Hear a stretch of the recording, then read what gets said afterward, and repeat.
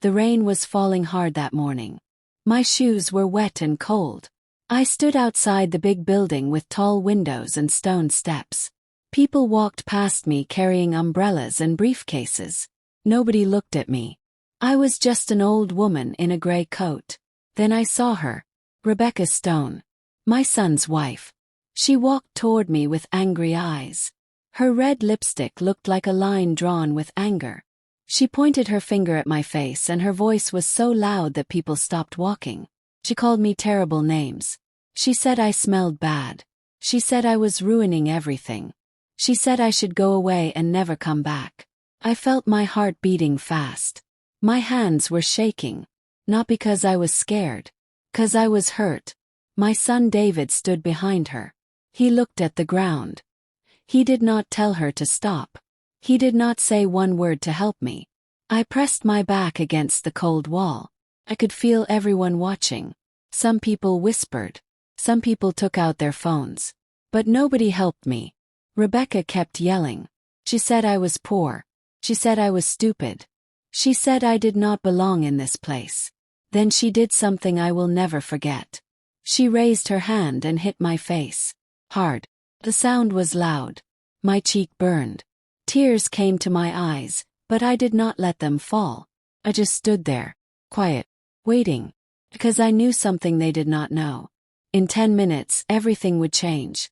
Rebecca laughed after she hit me. It was not a nice laugh. It was the kind of laugh that makes you feel small. She turned to David and said something I could not hear. He nodded. Then they both walked toward the courthouse door. David did not look back. Not even once.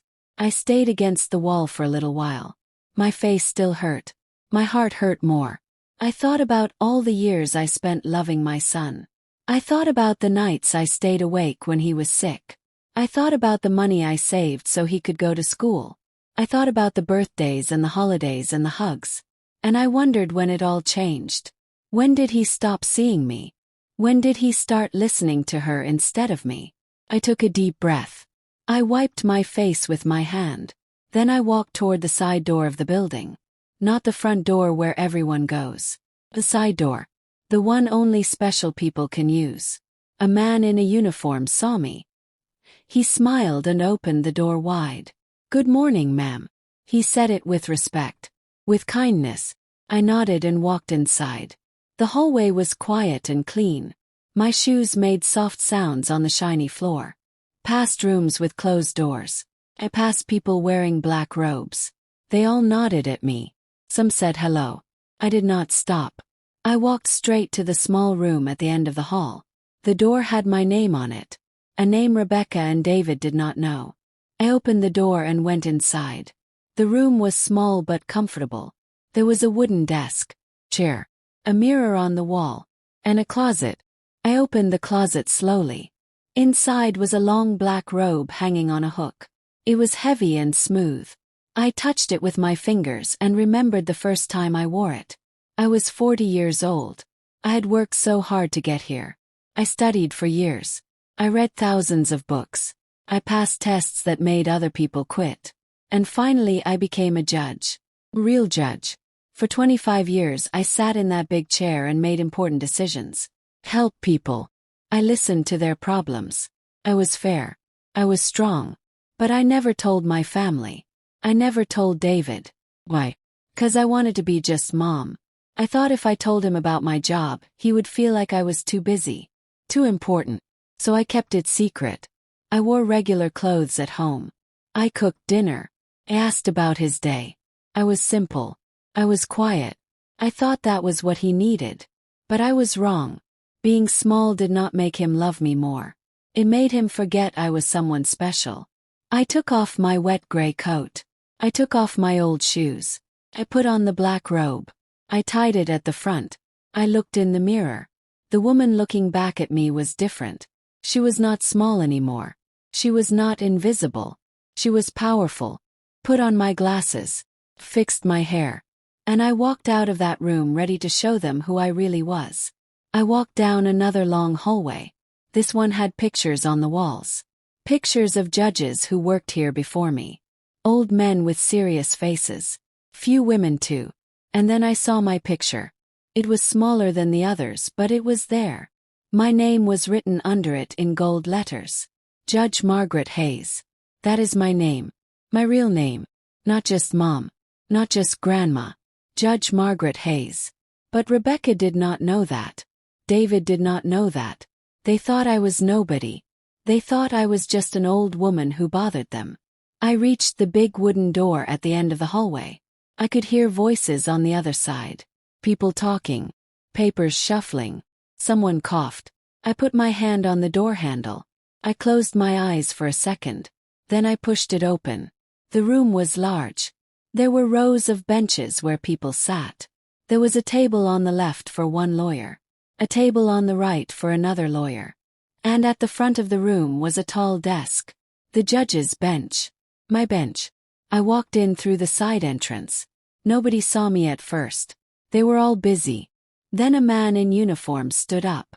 He was tall with a deep voice. He said the words I had been waiting to hear. All rise. Court is now in session. The Honorable Judge Margaret Hayes presiding. Everyone stood up. The room went silent. And then, slowly, people started looking at me. I climbed the steps to the bench. I sat down in the big chair. Placed my hands on the desk. And I looked out at the room. That is when I saw her. Rebecca. She was sitting at the table on the right side. She was wearing a black suit and high heels. Her hair was perfect. Her makeup was perfect. She looked confident. She was shuffling through papers and talking to the man next to her. She had not looked up yet. David was sitting in the back row. His face was pale. His hands were in his lap. He looked nervous. Waited. I did not say anything. I just sat there and watched. Then Rebecca's assistant said something to her. He pointed toward me. Rebecca looked up. Her eyes met mine. For a second she did not understand. She stared at me like she was confused. Then her mouth opened. Her face went white. Her hands started shaking. The papers she was holding fell to the floor. She stood up fast. Too fast. Her chair fell backward with a loud crash. Everyone turned to look at her. David stood up too. He was staring at me with wide eyes. His mouth was moving but no sound came out. I did not smile. I did not move. I just looked at them. Strong. Ready. Then I picked up the wooden hammer on my desk. I lifted it high. And I brought it down hard. The sound filled the whole room. Bang. This court is now in session. My voice was clear. It was loud. It was the voice of someone who was in charge. Rebecca grabbed the edge of the table to stop herself from falling. David sat back down slowly. And I knew right then that everything had changed forever. Let me tell you how I got here. Let me tell you about my life before today. I was born in a small town. My parents did not have much money. My father worked in a factory. My mother cleaned houses. But they taught me something important. They taught me to work hard. To never give up. To be strong even when life is difficult. I was a good student. I loved reading. I loved learning. When I was 18, I got a scholarship to go to college. I studied every day. I worked at night to pay for food. I did not have nice clothes. I did not go to parties. I just worked and studied. Then I met Thomas. He was kind. He was funny. He loved me. We got married when I was 23. A year later we had David. He was a beautiful baby with big brown eyes. I loved him more than anything in the world. But life was not easy. Thomas worked long hours. I stayed home with David. We lived in a tiny apartment. Sometimes we did not have enough money for food. But we were happy. We had each other. When David was 5, I decided to go back to school. I wanted to be a lawyer. Thomas supported me. He took care of David at night while I studied. Took me 8 years. 8 long, hard years. But I did it. Became a lawyer. Then, 10 years later, I became a judge. I was so proud. I wanted to tell David everything. But he was 15 by then.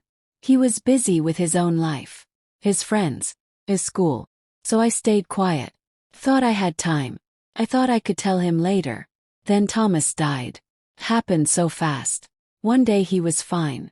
The next day he was gone. Heart attack. David was 20 years old. He cried for weeks. Cried too. But I had to be strong for him. I had to keep working. I had to keep going. David finished college. He became a lawyer too.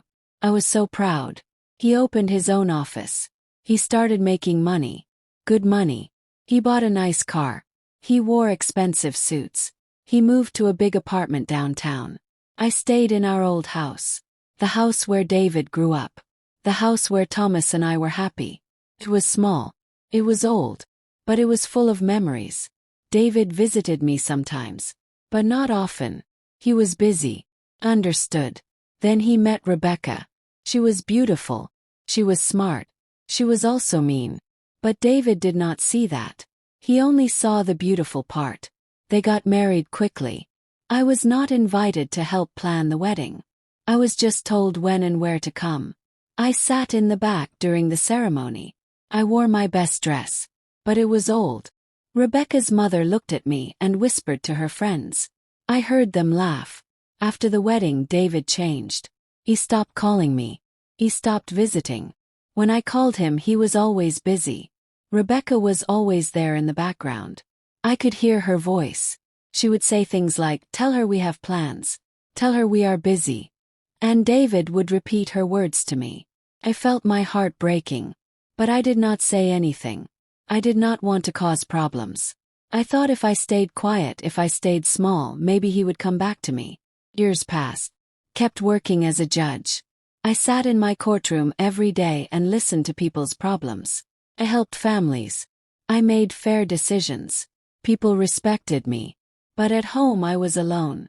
I ate dinner by myself. I watched TV by myself. I went to bed by myself. On holidays, I waited for David to call.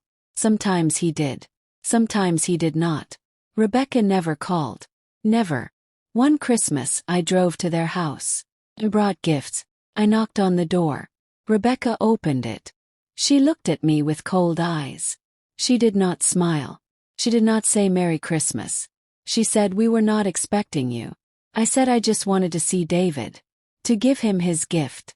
She took the gift from my hands and said, "He is busy." Then she closed the door. I stood there in the cold. I could hear voices inside. Laughter. Music.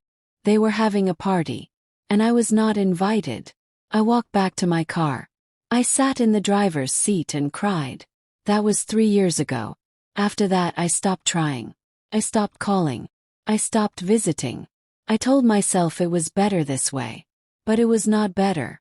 It hurt every single day. Then, 6 months ago, something happened. David came to my house. He needed money. He said his business was in trouble. He needed $50,000. I did not have that much. But I gave him everything I had saved. $20,000. He took it and left. He did not say thank you. He did not hug me. He just left. A week later I saw pictures on social media. David and Rebecca on vacation. Expensive hotel. Fancy restaurant. They used my money to have fun while I ate soup for dinner. Felt angry. For the first time in years I felt really angry. Not sad. Not hurt. Angry. I started thinking. I started remembering who I was. I was not just a lonely old woman. I was Judge Margaret Hayes. I had power. I had knowledge. I had spent 25 years learning how to fight. So I decided to fight. I called my friend Stephen. He is a lawyer. Good one. I told him everything. I told him about Rebecca. About David. About how they treated me. Stephen listened. Then he said something that changed everything. He said, "Margaret, Rebecca is a lawyer too, right?" Said yes. He said, "I heard she has a big case coming up. A case at the courthouse." Your courthouse. I felt my heart beat faster. Asked him when. He told me the date. It was 3 weeks away. Then Stephen said, "What if you came back? Just for one day. Just for this case. You are allowed. You are retired, but you can still be a guest judge." Thought about it. I thought about seeing Rebecca in my courtroom. I thought about David seeing me in my robe. I thought about showing them the truth. And I said yes.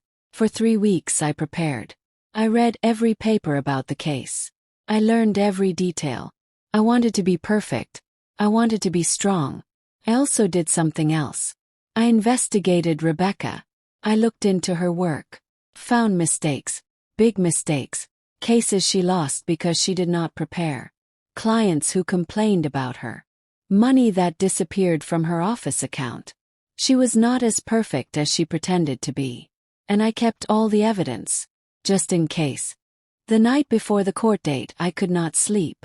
I lay in bed staring at the ceiling. I thought about what I would say. How I would act. I thought about seeing David's face when he realized who I was. Part of me was scared. What if he got angry? What if he hated me? What if this made everything worse? But another part of me was strong. That part said, you deserve respect. You deserve to be seen. You are not invisible.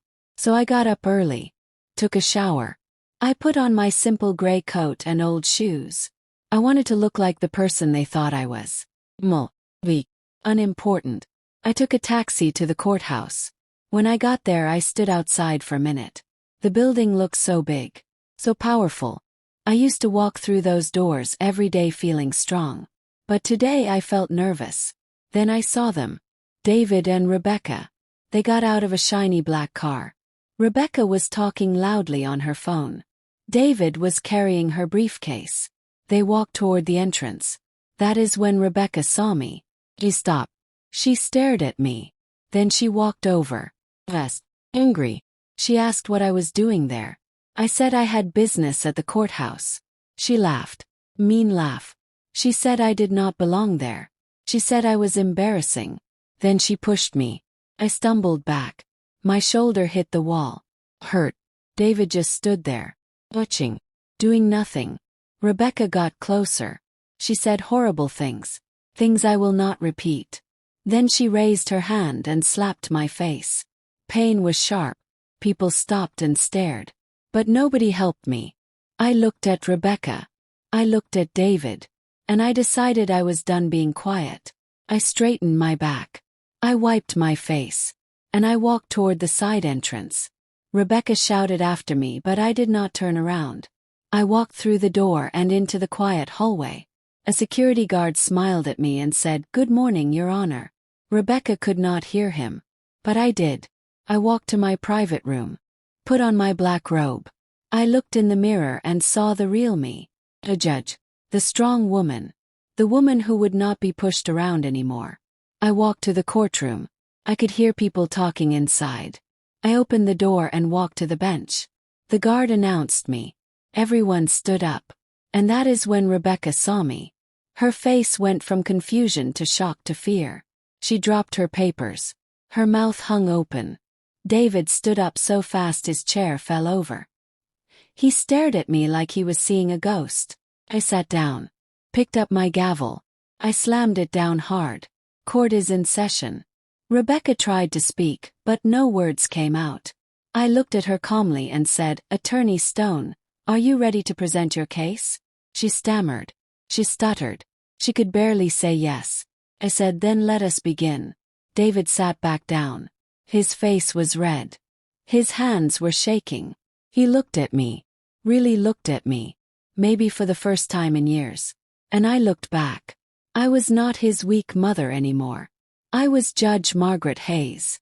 And I was in control. Rebecca stood up. She was trying to act confident. But I could see her hands shaking. She started talking about her case. It was about a man who said his business partner cheated him. Rebecca was defending the partner. He talked fast. Too fast. She kept looking at me. Then looking away. Then looking back. She made mistakes. She forgot names. She got dates wrong. I stopped her. I said, "Attorney Stone, please slow down. You said the contract was signed in March. But according to this document, it was signed in April. Which is correct." Rebecca's face turned red. She shuffled through her papers. I said, I meant April. He nodded. "Continue." She tried again. But she kept making mistakes. She was not prepared. She thought she could win by talking fast and looking good.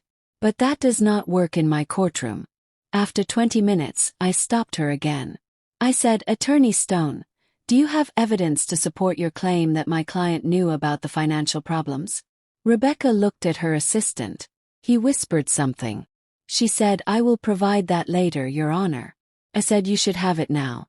This is a courtroom, not a practice session. Be prepared or do not waste my time. The room was silent. Everyone was watching. Some people looked shocked. They knew something strange was happening. They could feel the tension. Rebecca sat down. Her face was pale. She looked like she might cry. David was sitting in the back with his head in his hands. I called the other lawyer to present his side. He stood up and spoke clearly. He had all his documents ready. He was professional. He was prepared. The difference was obvious. When he finished, I asked Rebecca if she wanted to respond. She stood up slowly. She tried to argue, but she had nothing. No evidence. No proof. Just words. I listened. Then I made my decision. I said, based on the evidence presented today, I rule in favor of the plaintiff. Attorney Stone, your client must pay damages. Court is dismissed. I banged my gavel. The sound echoed through the room. Rebecca stood frozen. She could not believe it. She had lost. And she had lost in front of me. The room started to empty. People walked out talking quietly. Rebecca's assistant packed up their papers. She just stood there staring at me. Then she started walking toward the bench. Her heels clicked loudly on the floor. A security guard moved closer, but I raised my hand. It is fine. Rebecca stopped at the bottom of the steps. She looked up at me with angry, confused eyes. She said, How? How is this possible? You are just a judge. I finished her sentence. Yes, Rebecca. I am a judge. I have been a judge for 25 years. She shook her head. Whoa. David never said anything. You never told us. 'Cause you never asked. You never cared who I was. You only cared that I stayed out of your way. Her face twisted with anger. You planned this. You did this on purpose to humiliate me. No, Rebecca. You humiliated yourself. You came to court unprepared. You disrespected this courtroom. I just did my job. She clenched her fists. You are a liar. You hid who you were. I was quiet for a moment. Then I said I stayed quiet because I wanted my son to love me for being his mother. Not because I had power. Not because I was important. Just because I was his mom. But staying quiet did not work. It only made you think you could treat me like garbage. Rebecca's eyes filled with tears. But they were not sad tears. They were angry tears. She said, David will never forgive you for this. I looked past her to where David was sitting. He was staring at me. His face was pale. His eyes were red. I said, maybe you are right. Maybe he will hate me. But at least now he knows the truth. He knows I am not weak. I am not stupid. I am not nothing. Rebecca turned and stormed out of the courtroom. Her heels clicked fast and loud. The door slammed behind her. The room was empty now. Except for me and David. He stood up slowly. He walked toward the bench. When he reached the bottom of the steps, he stopped. He looked up at me and said, Mom. His voice cracked. I did not say anything. I just waited. He said, I did not know. I did not know you were a judge. No. Why did you never tell me? 'Cause I thought if I was just your mom you would need me more. I thought if I was simple and quiet you would love me more. He looked down. Tears ran down his face. I do love you. I said, do you? Because for the last 5 years, you have acted like I do not exist. You forgot my birthday. You did not visit me. You only came when you needed money. David covered his face with his hands. I'm sorry. I did not mean. Yes, you did. You chose Rebecca over me. You let her treat me like garbage. You stood there this morning and watched her hit me. And you did nothing. He looked up. His face was full of pain. I was scared. Scared of what? Of her. Of losing her. He nodded. I said, then you already lost something more important. You lost me. David stepped back like I had hit him. He said, what do you mean? I stood up. I took off my robe slowly. I folded it carefully and placed it on the desk. Then I walked down the steps. I stood in front of my son. I looked into his eyes. I said, I have spent years making myself small so you could feel big. I stayed quiet so you could be loud. I hid who I was so you would not feel bad. But it did not work. You still forgot about me. So I am done, David. I am done being invisible. His voice shook. Mom, please. Love you. I know you are sorry. But sorry is not enough. You need to decide who you want to be. Do you want to be the man who stands by while someone hurts his mother? Or do you want to be the man your father raised you to be? David started crying. Real heavy tears. He said, I miss Dad. He said, I miss him too. Every single day. But he would be so disappointed in you right now. Those words hit him hard. He dropped to his knees. He put his hands over his face and sobbed. People walking by in the hallway stopped and looked. But I did not care. This needed to happen. I knelt down next to him. I put my hand on his shoulder. I said, you can change, David. You can be better. But first you need to see me. Really see me. Not as someone small. Not as someone in your way. But as someone strong. Someone who fought her whole life to give you a better one. He looked up at me. His eyes were red and swollen. He whispered, I see you now, Mom. See you. He nodded. But that is a start. I stood up and helped David to his feet.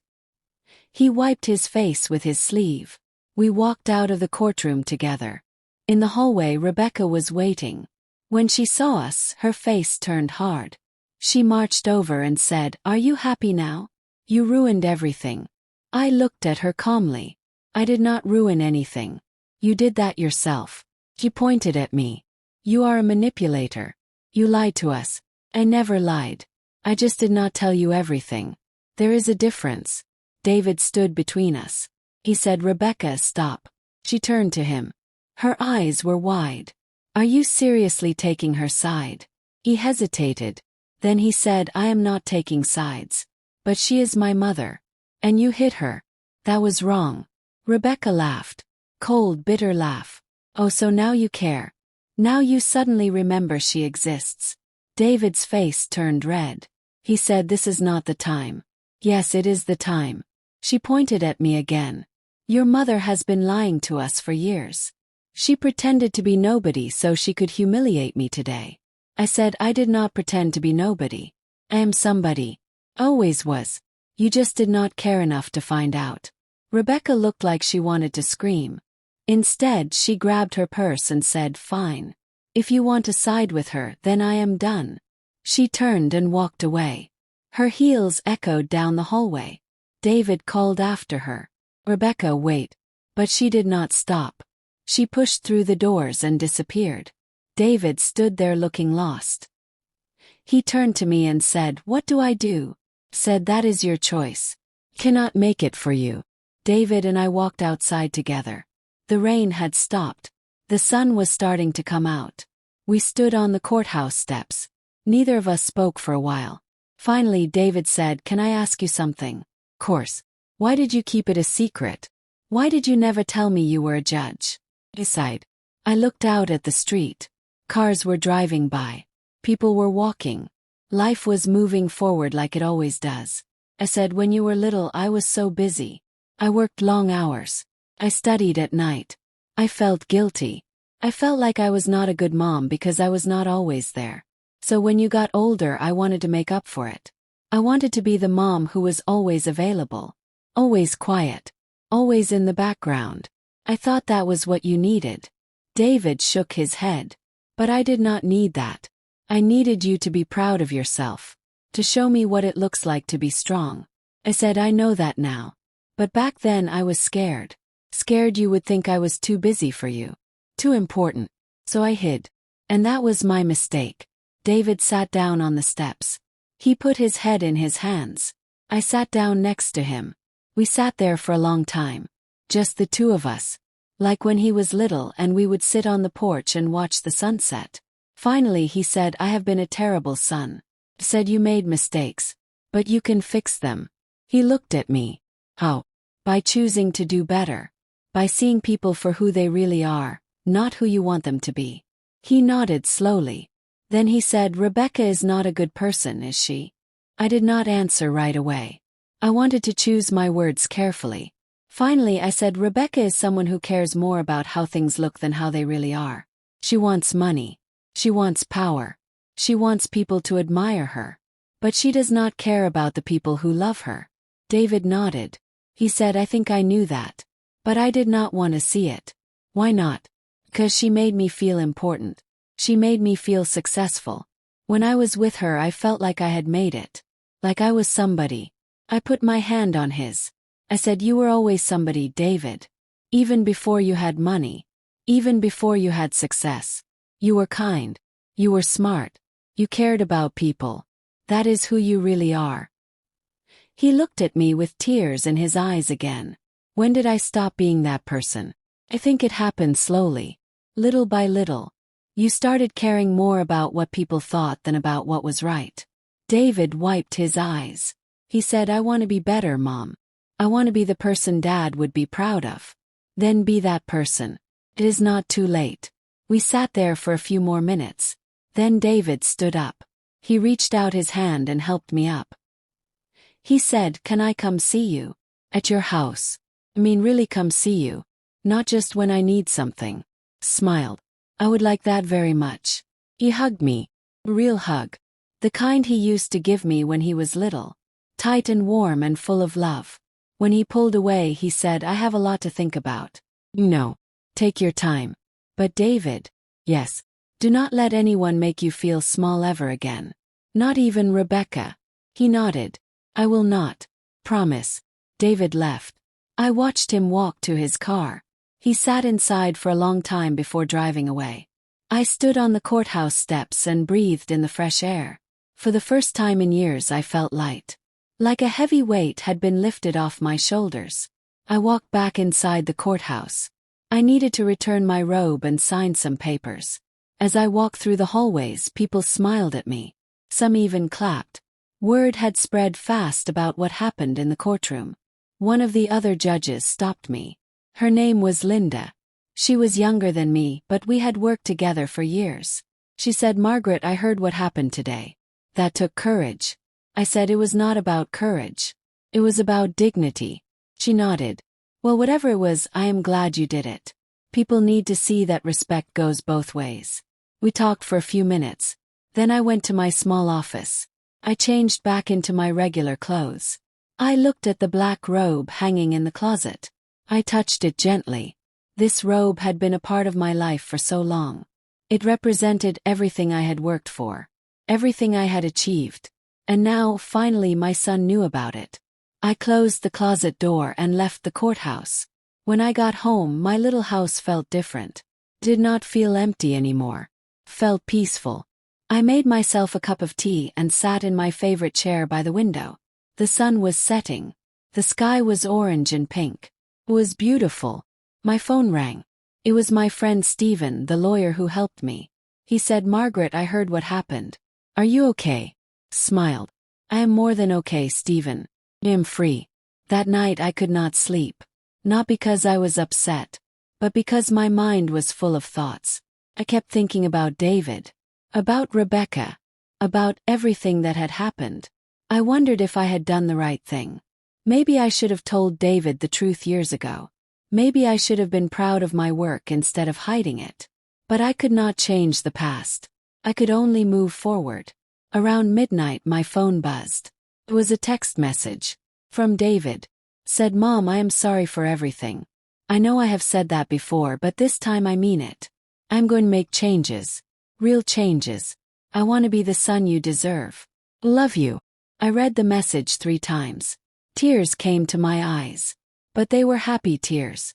I texted back, I love you too, David. I am proud of you for wanting to change. That is the first step. We texted back and forth for a little while. He told me he was going to talk to Rebecca. He was going to tell her that things needed to change. That he needed to make his own decisions. That he would not let her control him anymore. I told him to be strong. To be honest. And to remember that he deserved to be treated with respect too. Eventually we said goodnight. I put my phone down and finally fell asleep. I slept better that night than I had in years. The next morning I woke up early. The sun was shining through my window. Birds were singing outside. I made breakfast and sat at my kitchen table. Felt calm, peaceful, strong. Then there was a knock at my door. I was not expecting anyone. I walked to the door and looked through the peephole. It was David. Opened the door. David was standing there with a bag in his hand. He looked tired. His eyes were red like he had not slept much. But he was smiling. Small sad smile. He said, "Hi Mom. Can I come in?" Course. He walked inside and looked around. He said, "I have not been here in so long. I forgot how cozy it is." Closed the door. I said, "It is just a small house. But it is mine." He nodded. He put the bag on the table. He said, "I brought breakfast. Bagels and coffee. Your favorite." Smiled. "Thank you." That was thoughtful. We sat down at the table and ate together. We did not talk much at first. Just small talk about the weather and the neighborhood. Then David put down his coffee. He looked at me seriously. He said, "I need to tell you something. Bae. Rebecca and I had a big fight last night. She said I was choosing you over her. She said I was weak. She said a lot of things. I stayed quiet." He continued. "I told her that I was not going to let her talk about you like that anymore. I told her that you are my mother and you deserve respect." And she laughed, Mom. Laughed and said I was being ridiculous. That you manipulated me. That you planned everything just to ruin her career. I took a sip of my coffee. I said, "What did you say?" He looked down at his hands. I told her she was wrong. I told her that you did not ruin her career. She ruined it herself by not being prepared. By being arrogant. By thinking she could win without doing the work. But what happened then? David took a deep breath. He said, "She told me to choose her or you." I felt my heart skip a beat. I said, "And what did you choose?" He looked up at me. His eyes were clear. "Strong. I chose myself, Mom." I told her I was not going to choose between the two most important women in my life. I told her that a good partner would never make me choose. That a good partner would respect my family. And she got really angry. She started throwing things. She screamed. She said I was ungrateful. That she made me who I am today. I stayed quiet. I let him talk. He needed to get it all out. David continued. I told her that was not true. I told her I worked hard for everything I have. That my success is mine, not hers. And that I was tired of feeling small around her. Tired of walking on eggshells. Tired of being afraid. I reached across the table and squeezed his hand. I said, "I am so proud of you." He smiled. A real smile this time. Then he said, "I moved out last night. I'm staying at a hotel for now. I'm going to file for divorce." My heart ached for him. I knew this was hard. Even though Rebecca was not good for him, divorce is never easy. I said, "Are you sure?" He nodded. "I'm sure.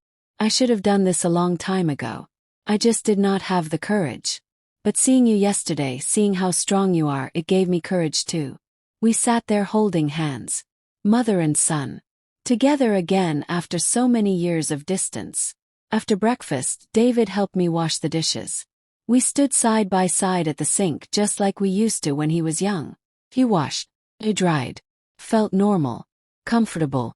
But when we finished, he said, "Can I ask you about your work? About being a judge?" "Course. What do you want to know?" "Everything. I want to know what cases you worked on. What it was like. Why you loved it." So I told him. I told him about the first case I ever presided over.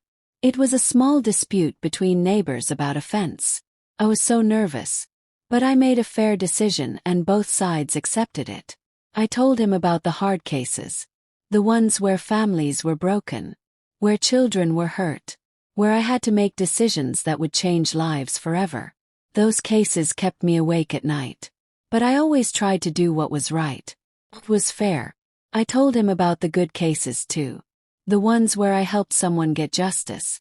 Where I protected someone who could not protect themselves. Where I made a difference. David listened to every word. He asked questions. He wanted to know more. And for the first time in years, I felt like my son really saw me. Really knew me. When I finished talking, he said, "Mom, you are amazing. You helped so many people.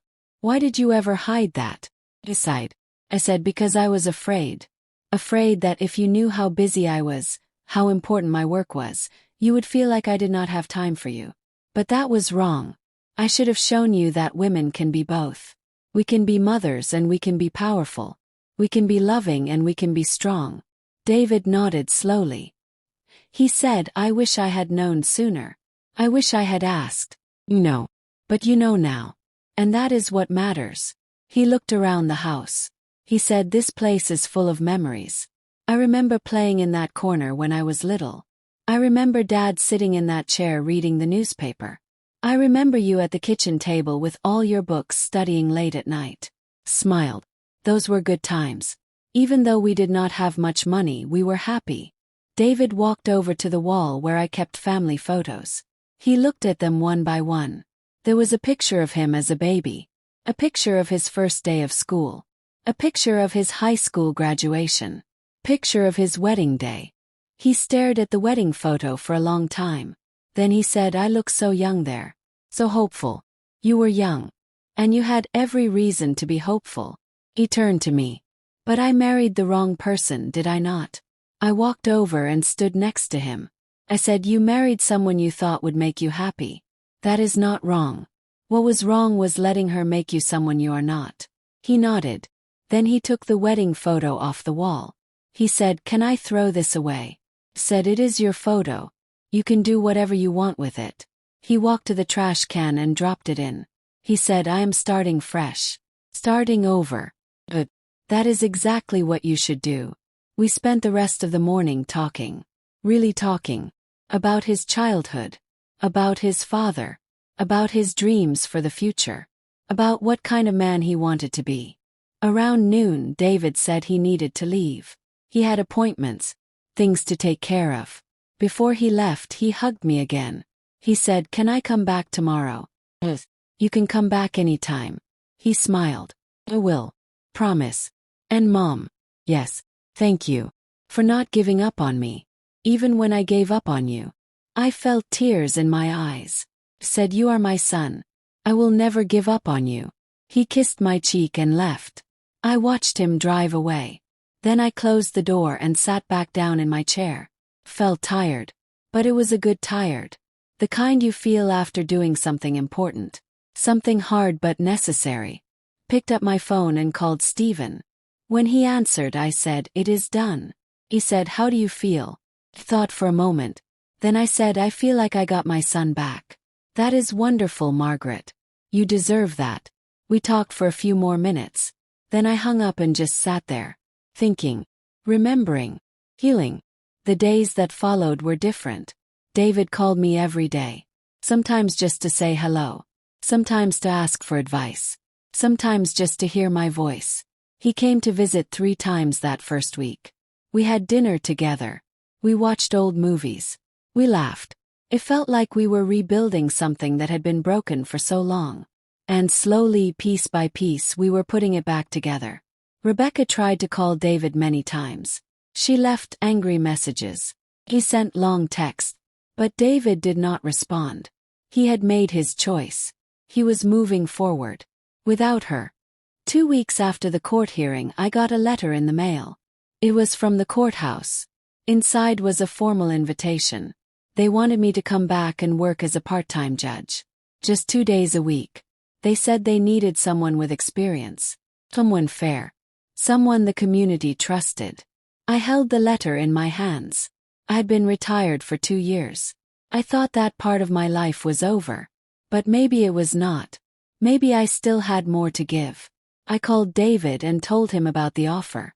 He said, Mom, you should do it. You love that work. But I do not want you to think I am choosing work over you. He laughed. Mom, I am a grown man.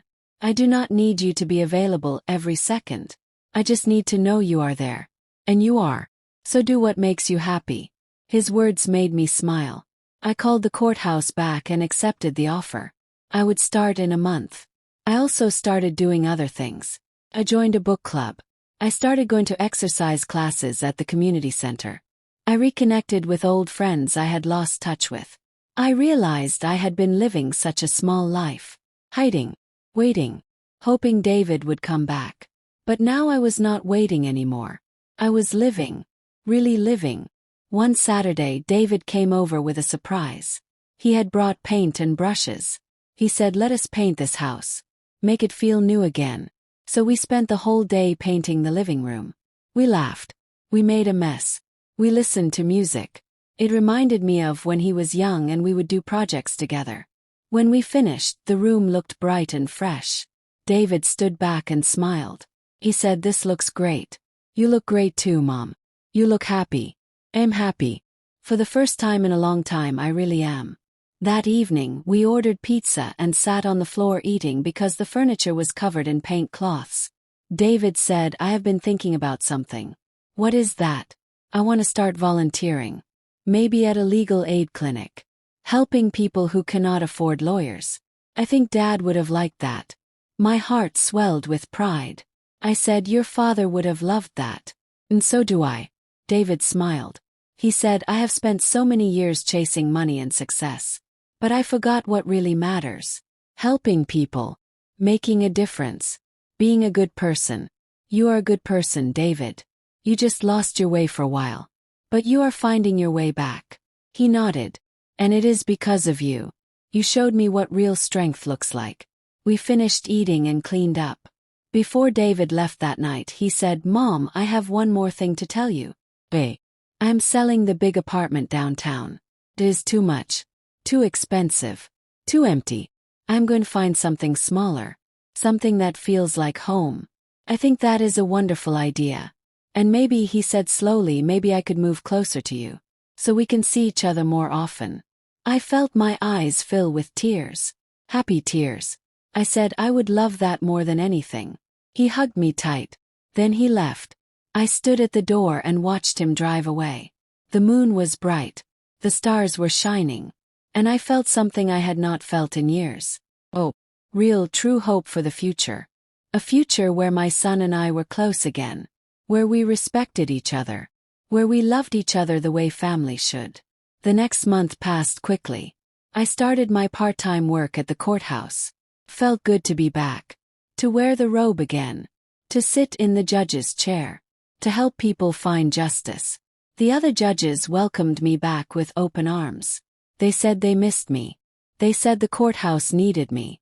And I realized they were right. I still had so much to give.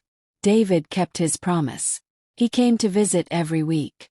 Sometimes twice a week. We had dinner together. We talked about everything. His work. My work. His divorce, which was moving forward. His plans for the future. One evening he brought someone with him. A woman named Claire. She was kind. She was smart. She was a teacher. She smiled a lot. And when she looked at David, I could see real affection in her eyes. Not the fake kind Rebecca had. Real genuine care. David introduced us nervously. He said, "Mom, this is Claire. We have been dating for a few weeks.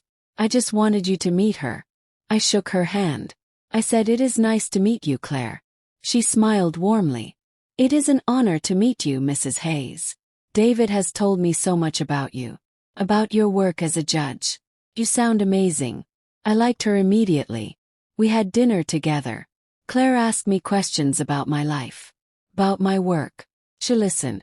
Really listened. She was not like Rebecca at all. After dinner, David and Claire left together.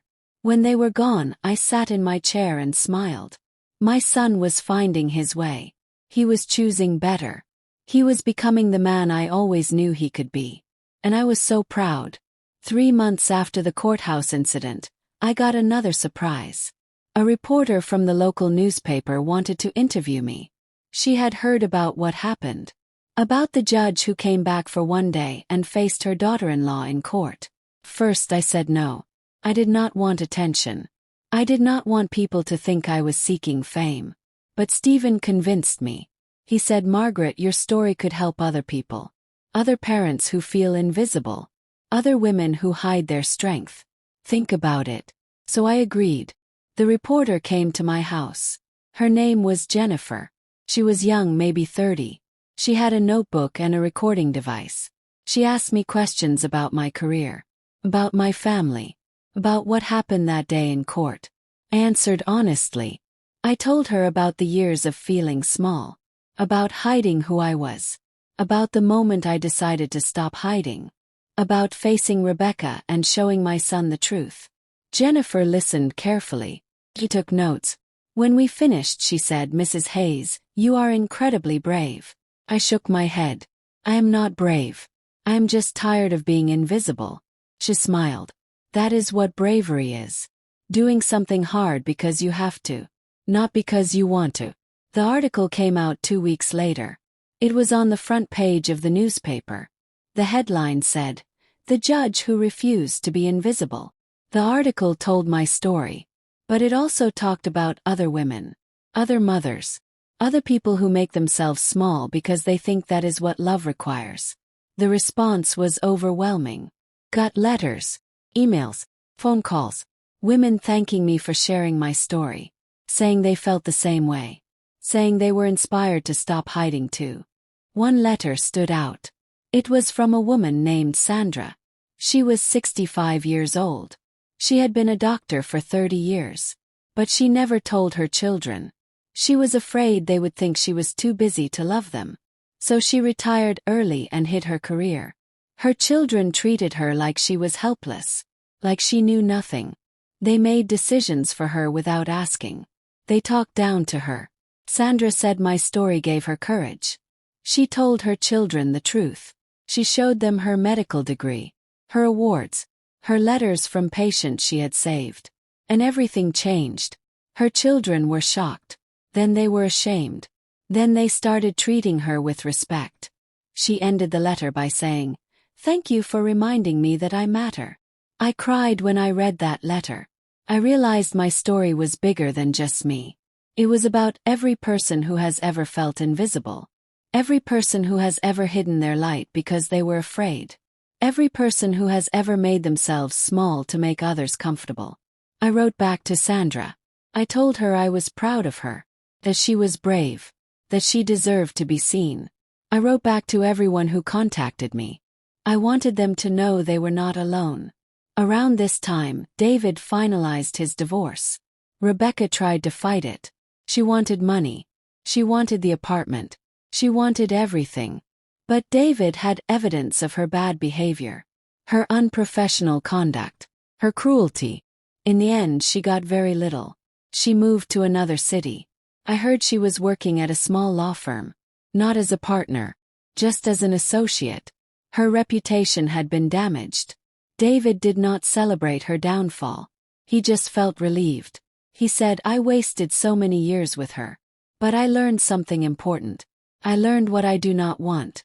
What I will never accept again." 6 months after everything happened, David moved into a new apartment. It was smaller than his old one, but it was bright and cozy, and it was only 10 minutes away from my house. He invited me over for dinner the night he moved in. When I arrived, Claire was there too. She had helped him unpack.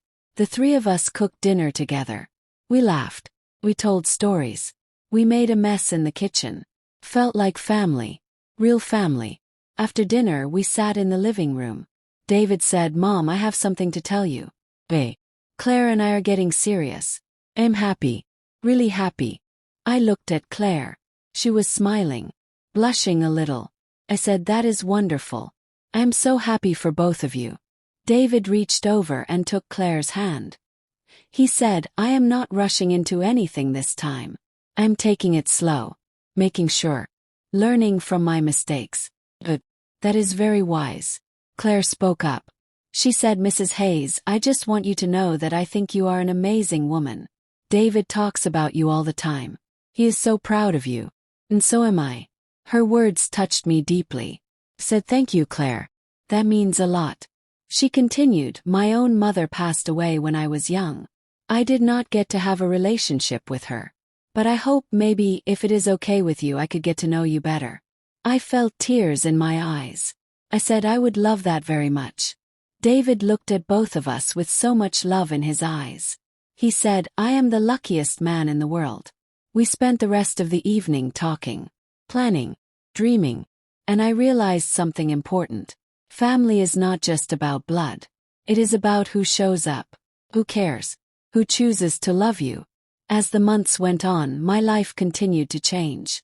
I was working at the courthouse 2 days a week. I loved it.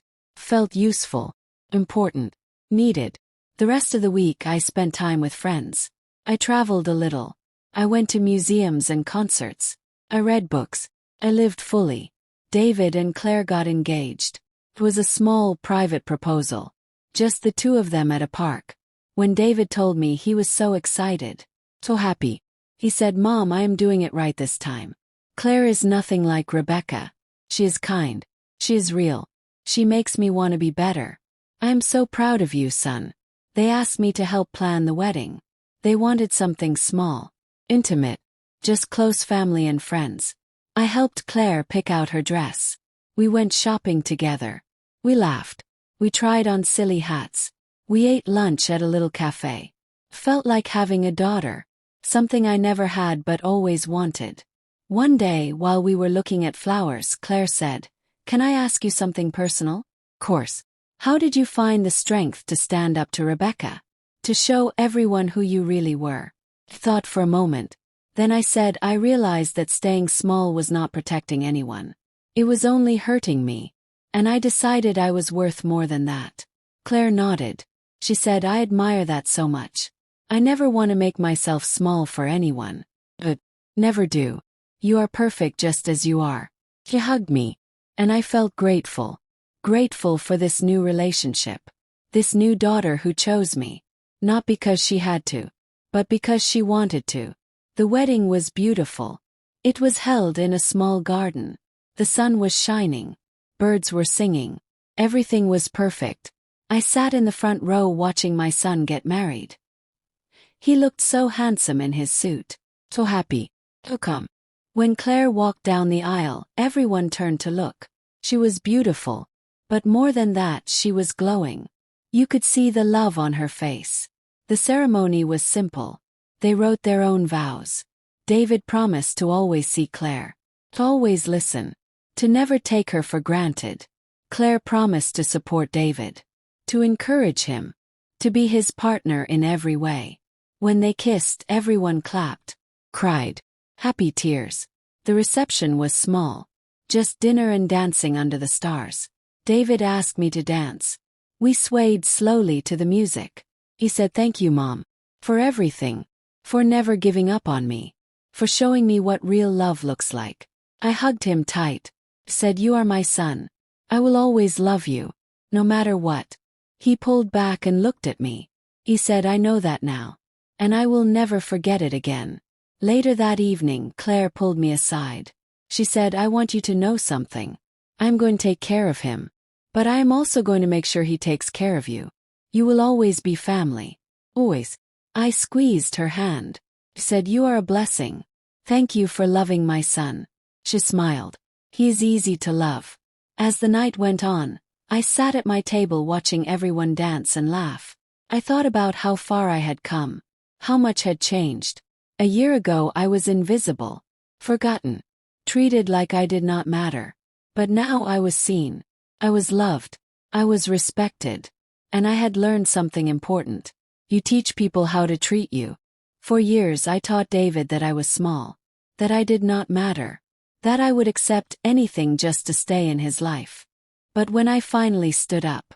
When I finally showed him who I really was. Everything changed. He learned to respect me. To see me. To love me the way I deserved. And that was the greatest gift I could have given both of us. The next year was peaceful. David and Claire lived nearby. We had dinner together every Sunday. Sometimes I cooked. Sometimes they cooked. Sometimes we ordered food and just enjoyed each other's company. I continued working at the courthouse. I loved being a judge. I loved helping people. And I was good at it. I also started speaking at events. Women's groups. Retirement communities. Law schools. I told my story. I encouraged people to be proud of who they are. To never hide their light. To stand up for themselves. People listened. They thanked me. They said I inspired them. And that made me feel like my struggle had been worth it. One day I got a letter. It was from Rebecca. I almost threw it away without reading it. But curiosity got the better of me. Opened it. The letter was short. It said, "Mrs. Hayes, I know you have no reason to listen to me. I know I treated you terribly. I was cruel. I was wrong. I have spent the last year thinking about what happened. About who I was. About why I acted that way. I was jealous of you. You were confident. You were respected. You were everything I pretended to be but was not. I tore you down because I was insecure. I am not asking for forgiveness. I do not deserve it. I just wanted you to know that I am sorry. I am trying to be better. Rebecca." I read the letter twice. Then I folded it and put it in a drawer. I did not respond. Not because I was angry, but because some things do not need a response. Rebecca had said what she needed to say. And I had moved on. I did not need her apology to heal. I had already healed myself. A few months later, Claire told me she was pregnant. I was going to be a grandmother. The joy I felt was overwhelming. David was so excited. He called me every day with updates. How Claire was feeling. What they were planning. What names they were considering. I helped them get ready. I went shopping with them for baby clothes. I helped set up the nursery. I gave advice when they asked for it. But I did not push. I let them make their own choices. I was not going to make the same mistakes I made with David. I was not going to hide who I was. But I was also not going to take over. I was going to be present, supportive, loving. But I was going to let them be parents. When the baby was born, it was a girl. They named her Margaret. After me. I cried when they told me. David said, "Mom, you are the strongest woman I know. I want my daughter to be like you." I held baby Margaret in my arms. She was so tiny, so perfect. I looked at her little face and made a promise. I promised to always show her that she could be anything. That she could be strong and kind. That she could be powerful and loving. That she never had to hide who she was to make others comfortable. I promised to be the grandmother she deserved. Not invisible, not small, but present, real, true.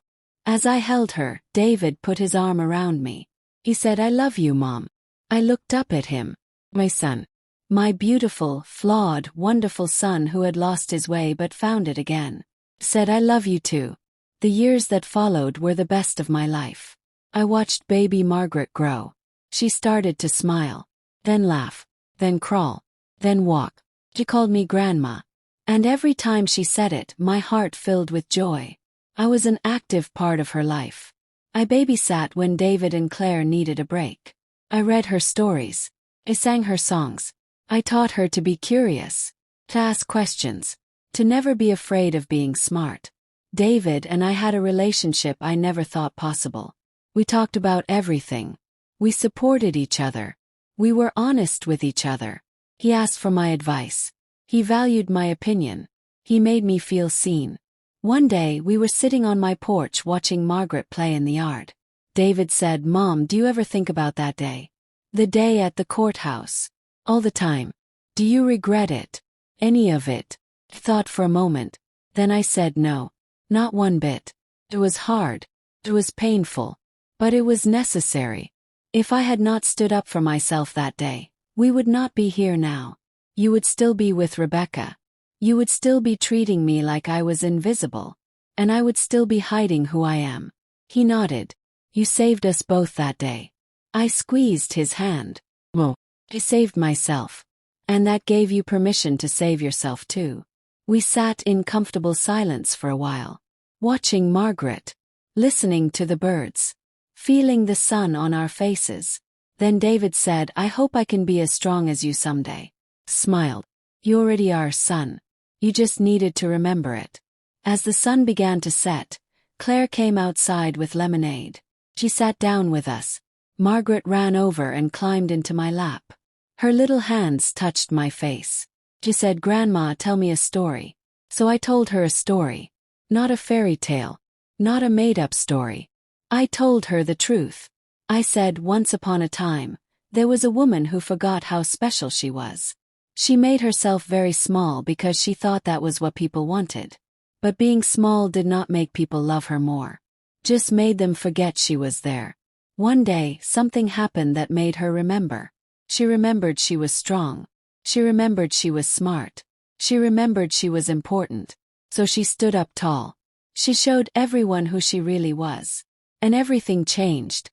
Margaret looked up at me with wide eyes. She said, "Was the woman you, Grandma?" Smiled. "Yes, sweetheart.